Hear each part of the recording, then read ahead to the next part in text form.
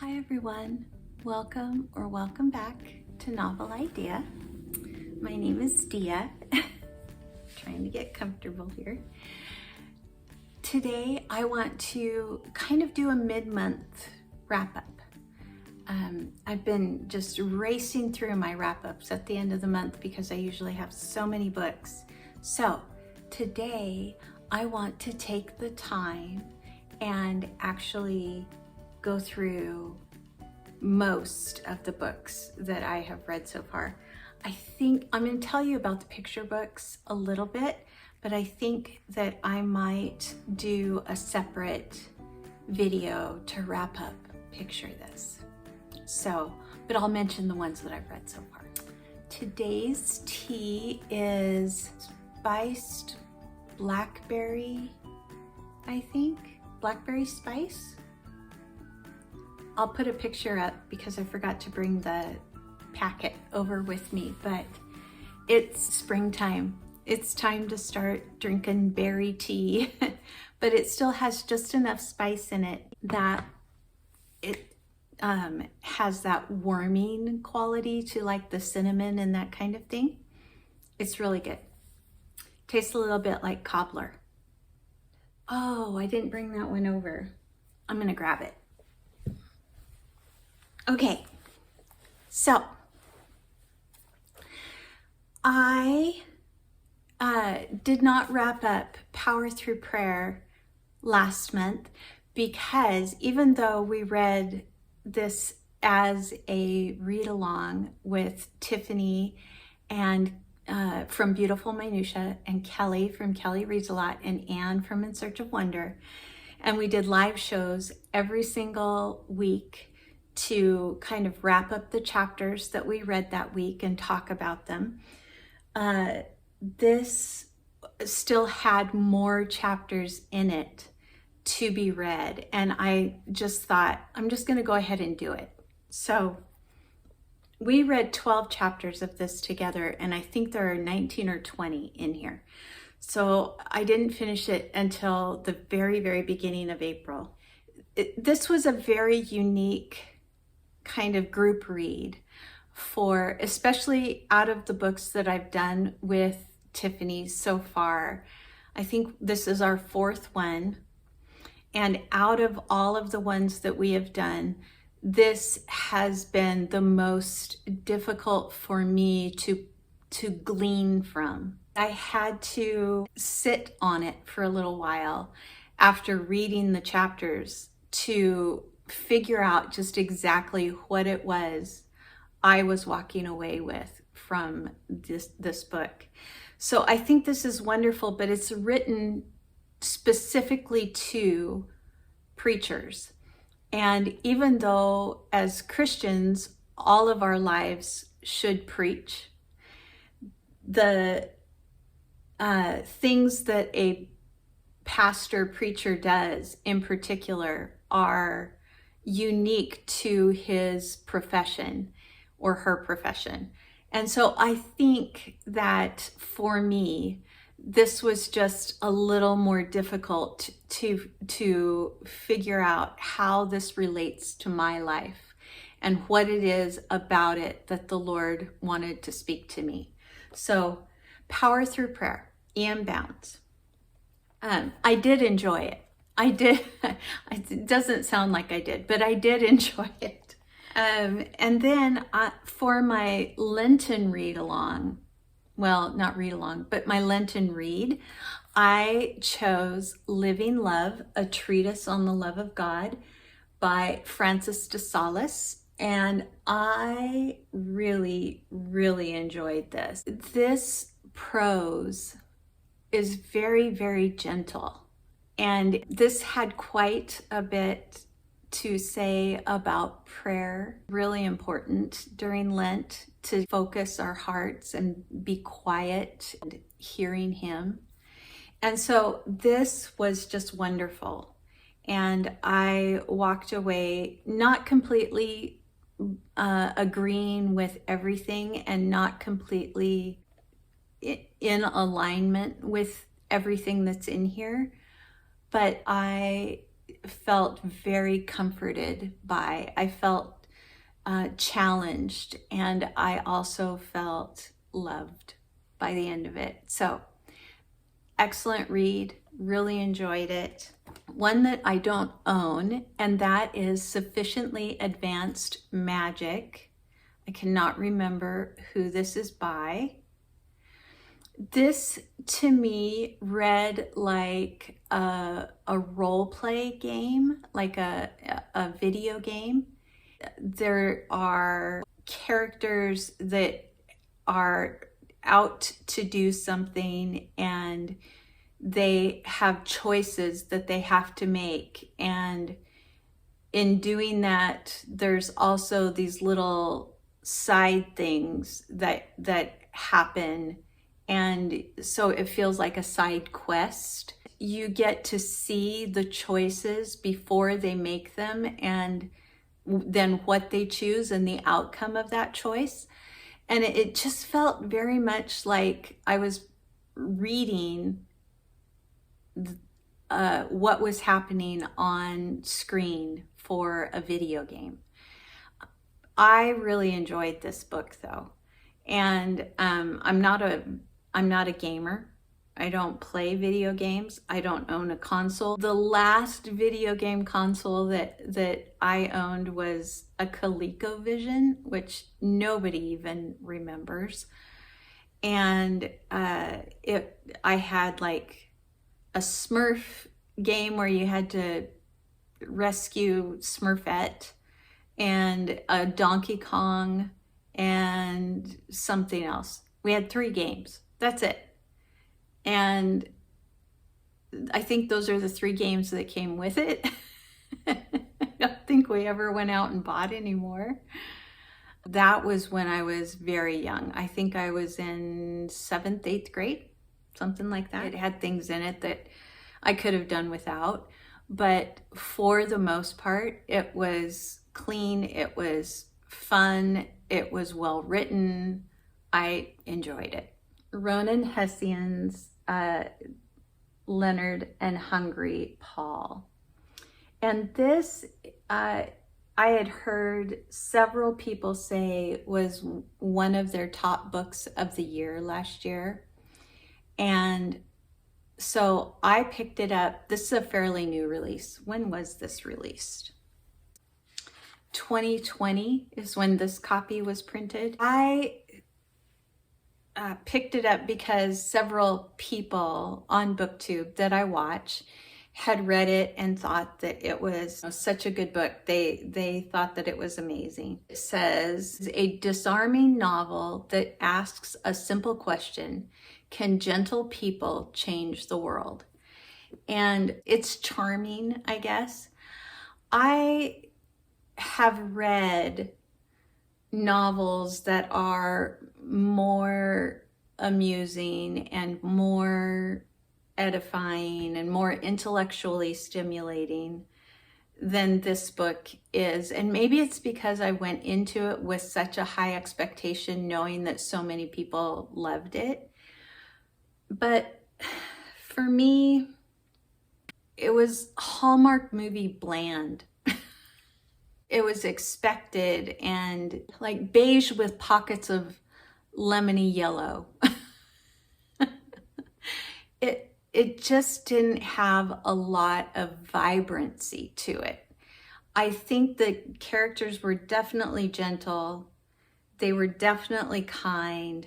There was one storyline in here I could have done completely without. That's the storyline of the sister of one of them.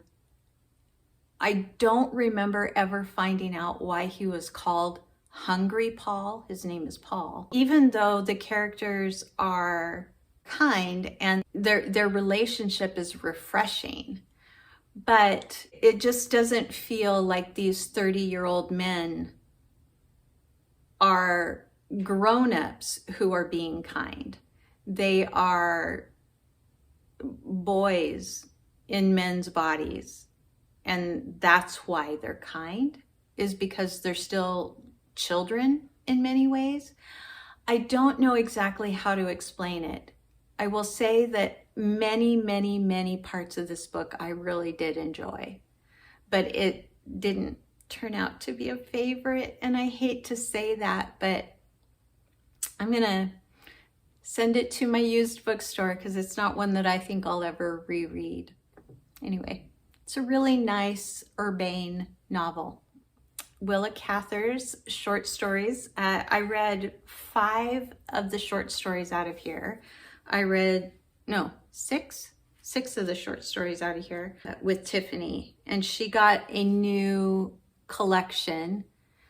Each one of her collections is much smaller. This is like the complete, and hers were smaller. So this time we read Flavia and Her Artists, The Sculptor's Funeral, The Garden Lodge, A Death in the Desert, Marriage of Phedre, Wagner's Matinee. Those ones are the ones that we read this time. And out of the 6, there was only one that I really enjoyed. And I mean really enjoyed, like I loved it. But the other 5 were just hadn't quite gotten her groove or lived enough of life to really write about what we end up loving from Cather. But it was a little disheartening because we love Willa Cather. Both Tiffany and I love Willa Cather. And those short stories were mainly about art and artists, and also regrets in life that were usually around marriage and what that marriage did to them as an artist. Yeah. So, Willa Cather, short stories. We're hoping that the next ones that we decide to read, whatever the next collection Tiffany picks up, that there will be several in there that we really love. Because the last collection that we read, there were 5 in that collection, and 3 of those 5 we kind of liked. One we loved, and one we didn't like at all. So one of the short stories in here was called The Marriage of Phedre. And so I had this book, Racine's Phedre, as translated by Ted Hughes. And so I decided to kind of update myself on what happened to Phedre, who she was, and all of that. And this was excellent. I loved this. This was so good. And Ted Hughes is a poet, and so his translation of the poetry or of the play is done poetically in here, and I ate it up. Absolutely ate it up. It was wonderful. And yeah, really quick read. Did it in a day, less than a day, few hours, and I was done. It's based on Euripides' play of Hippolytus, who is the stepson of Phedre, and Phedre falls in love with Hippolytus. That's the gist of what you need to know going in. Then I read a book that I'll put up here by Craig Alanson, I think, and it was called Convergence. I didn't like it. I kept hoping it started off really strong, and then it just kind of went downhill, and I kept hoping it would get back to that strength that it had at the beginning, and it never did. This felt like a combination of the Dresden Files and a famous movie in the 80s that it's called Highlander, and it was about this convergence that was going to happen. And this has a similar theme to that, but it's written more in a Harry Dresden kind of way about a wizard who is the last wizard in this world, and some characters that kind of show up to help him. It's very irreverent, and it doesn't have a lot of weight to it. So there's this major thing that's supposed to be happening, but because it is so flippant and irreverent and actually rather stupid in some areas, I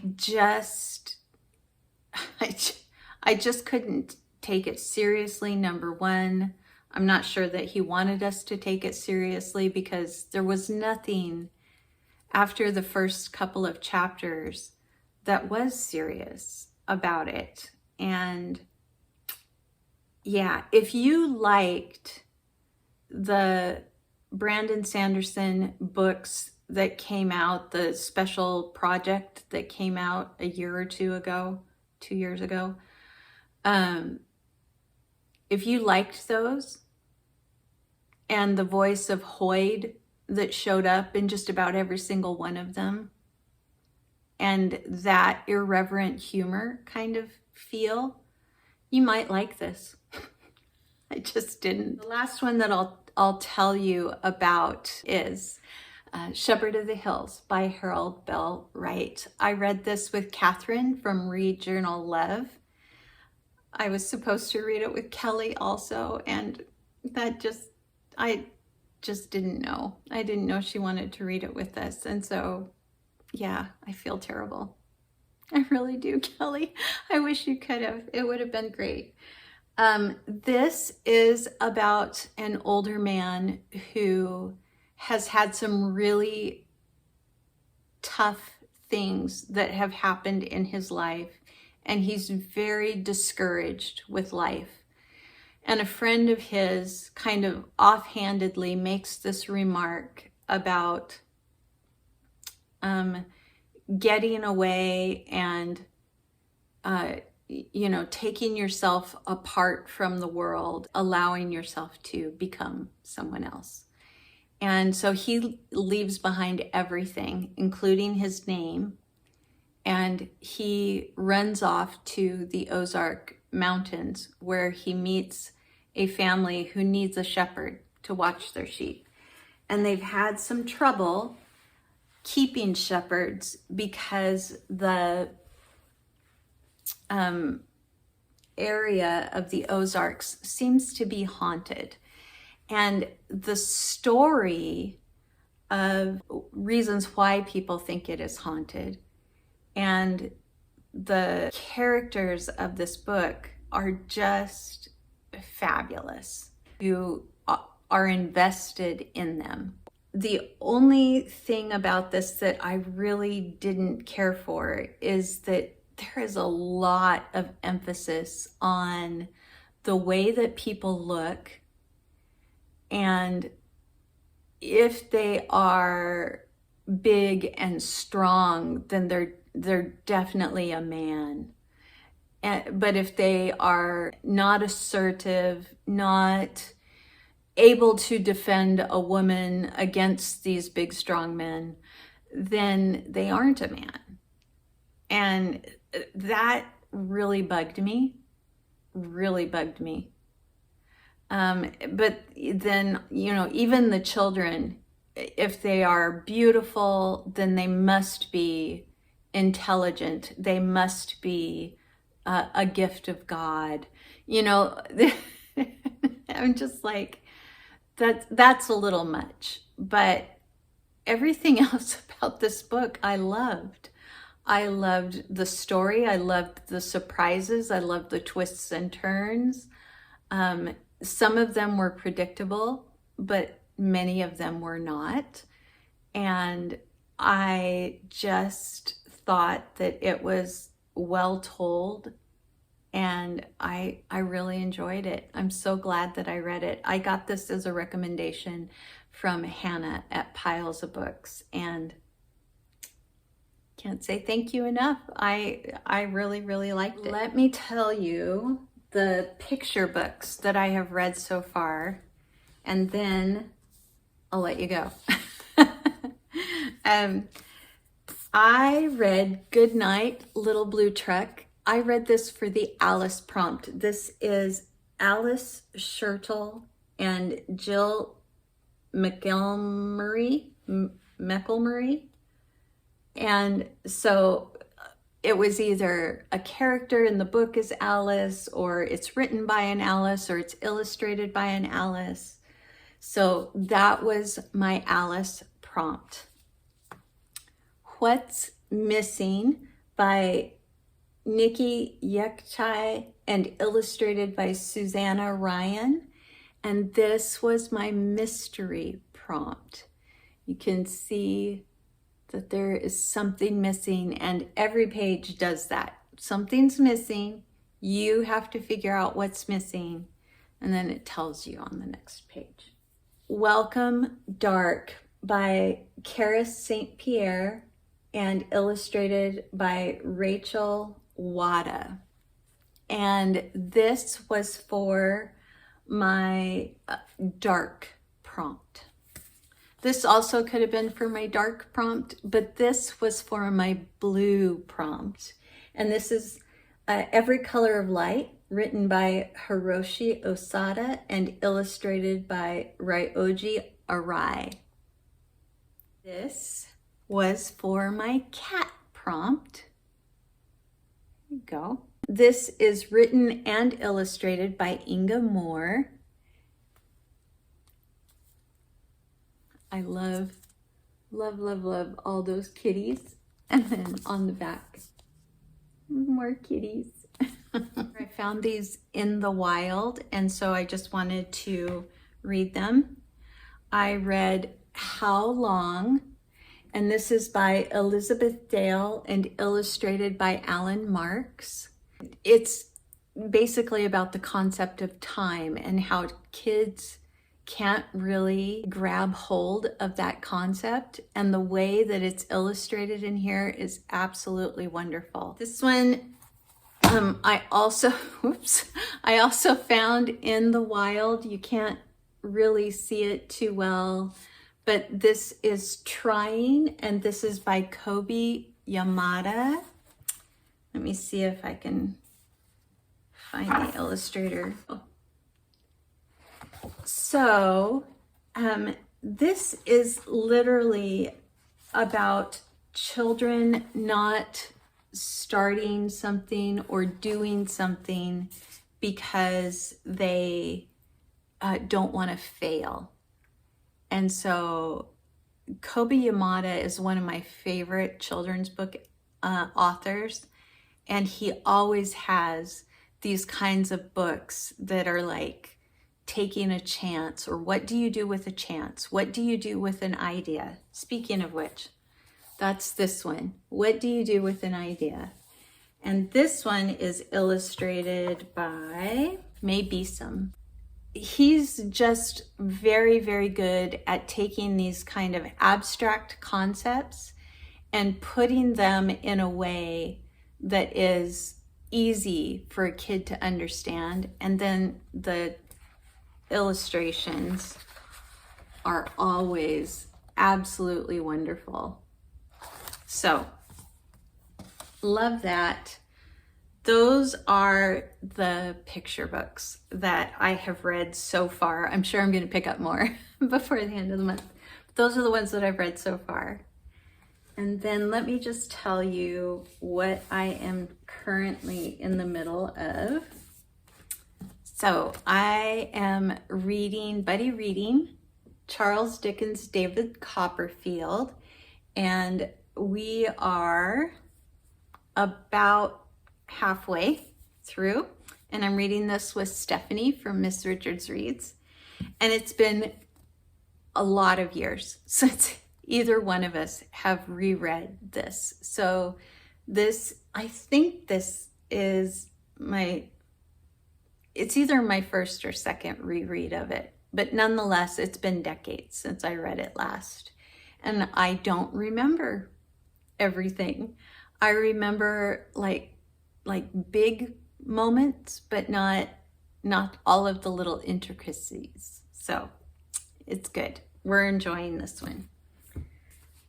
I am also buddy reading The Hunchback of Notre Dame by Victor Hugo. This one is translated by Catherine Liu, and we're not super far in this one. I would say maybe a third of the way through. There we go. So maybe a third of the way through so far. And I am buddy reading this with Charlene from Coffee and a Book, Lauren, who does not have a channel, and Tiffany from Beautiful Minutia. We are doing like 6 books per week and taking 2.5 weeks or so to read it. And it reads really quickly and it's very understandable. And I love Victor Hugo's writing, and I am really enjoying it. It's a reread, but again, it's been even more decades since I read this than it has been since I read this one. I have already laughed hysterically at a couple of parts in this, which I did not remember doing when I read it before. It caught me off guard, and that just makes me so happy. So I think everybody so far is enjoying it. This one is Honeybees and Distant Thunder by Riku Anada, translated by Philip Gabriel. And this I heard about from Aya at Aya's Cottage quite a while ago. I had a hard time finding it. I'm loving it so far. You can maybe see that I have quite a few tabs. It's a book about pianists and this competition, but it's more about the pianists themselves and about what music is to them and what it does to them and for them. And it's really quiet so far, and I'm just loving it. So I don't know if you can see, but I'm not very far in and I've already got a ton of tabs in there. I just started His Family by Ernest Poole. This is the Patreon pick for Tiffany's Patreon, Beautiful Minutia's Patreon. And it's good so far. Not quite what I would expect from a Pulitzer Prize winner, but this is the very first winner of the Pulitzer Prize. I'm enjoying it. Lastly, I am almost finished with Mary Oliver's Devotions. So I got this as a gift a few years ago from my friend Nicole, who I don't think is on social media right now.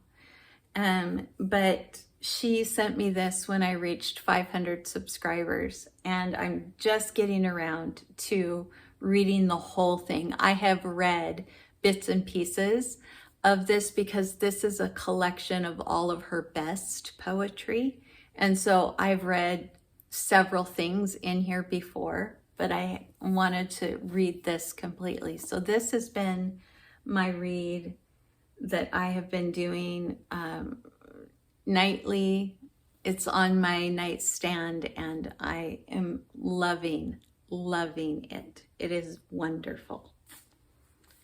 So that's what I've read, what I'm in the middle of. And you saw the picture books, and I will do a separate video about all of them and kind of do some flip throughs maybe so you can see more of the artwork, and I'll tell you about them in more detail.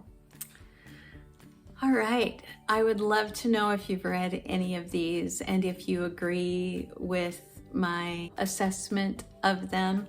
I think that, you know, I'm probably going to get some pushback on Leonard and Hungry Paul, but that's the great thing about reading, is that books that do something for one person are not going to do the same thing for another person. Anyway, enough excuses. I'm sorry if I stepped on your toes. But I hope that you have enjoyed this. Thanks for spending some time with me today, and I will see you in another video again very soon. Bye, everyone.